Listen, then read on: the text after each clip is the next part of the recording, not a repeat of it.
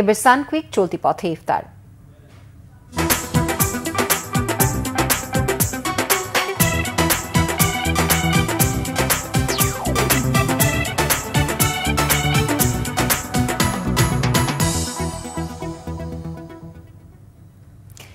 নাটোরের পৌর জামে মসজিদে প্রতিদিন ইফতার করেন চলতি পথের রোজাদার সহ ৩ থেকে ৪০০ জন মানুষ। বাজারের ব্যবসায়ী ও স্থানীয়দের সহযোগিতায় চলে এই ইফতারের আয়োজন। নাটোর প্রতিনিধি কামরুল ইসলামের রিপোর্ট। নাটোর শহরের মাদ্রাসা মোড়ে ২০০০ সালে গড়ে ওঠে পৌর জামে মসজিদ। পৌরসভা পরিচালিত নাটোর বগুড়া বাস স্ট্যান্ডে মসজিদটিতে নামাজ আদায় করেন বাস যাত্রীরা সহ সর্বস্তরের মানুষ। পবিত্র রমজান মাসে প্রতিদিন ইফতারের আয়োজন করা হয় মসজিদে। এবারও প্রথম রোজা থেকে হচ্ছে এ আয়োজন।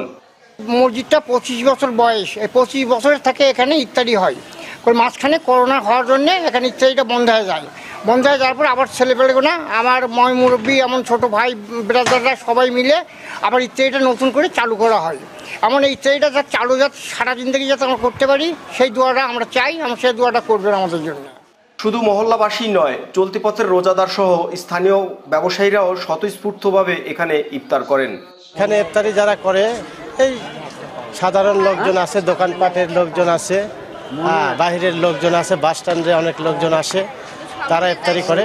হচ্ছে পথযাত্রী, পথচারী বা বিভিন্ন লোকজন এখানে এসে ইফতারি করে এবং এই ইফতারির সার্বিক সহযোগিতায় আমাদের গাড়িখানা গোরস্থানের খাদেম মোহাম্মদ আমিনুল ইসলাম সাগর ভাইয়ের। প্রথম রোজা থেকে ৩-৪০০ রোজাদার এখানে ইফতার করেন। বাস স্ট্যান্ডে মসজিদ হওয়ায় ইফতার আয়োজনে স্থানীয়দের পাশাপাশি সহযোগিতা করেন ব্যবসায়ীরাও। ৩০০, ৩৫০, ৪০০ মতো আল্লাহ পাকের খাস মেহমান ইফতারি করে। এই ইফতারিটা বিশেষ করে এখানে যেহেতু মহল্লা না, এটা পৌর জামে মসজিদ সংলগ্ন পৌর মসজিদ, এটা পৌরসভা পরিচালিত, কিন্তু এখানে এই আশেপাশের দোকান পাটে যে সমস্ত লোকেরা এখানে ব্যবসা বাণিজ্য করে, এই ইফতারিটা আমাদের সংগ্রহ হয় আমাদের বিভিন্ন মুসল্লির কাছ থেকে।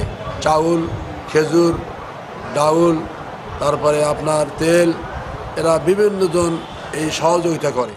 রমজান মাসের সবচেয়ে আনন্দঘন মুহূর্ত ইফতার, আর এমন আয়োজন ইফতারের গুরুত্ব আরও বাড়িয়ে দেয় বলে মনে করেন রোজাদাররা। কামরুল ইসলাম, বাংলা ভিশন, নাটোর।